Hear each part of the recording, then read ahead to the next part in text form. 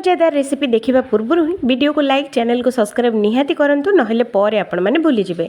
तो प्रथम गोटे आलू को चोपा छड़े पूरा पतला पतला करके काटी नबा।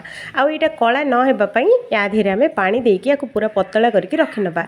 आउ गोटे टमाटो को आम एमती गोल गोल करके आपको पतला पतला करके काटी नबा।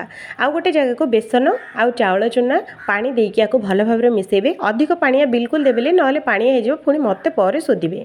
तो एमती करके गोलाई सारा पर लंका गुंड हलदी गुंड लुण आजवाइन गरम मसला धला राशि देकी आपको भल भाव में मिक्स करंतु। आउ सोडा ऊपर पानी देकी आउ थोड़े भल भाव में मिक्स करंतु।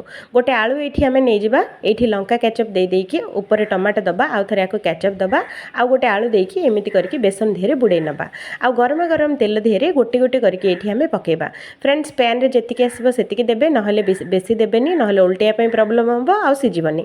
ताकू जेमते बेले गोल्डन कलर आसीजिबो आकु एमती बाहर करनेबे। आलू टमाटो पकोड़ा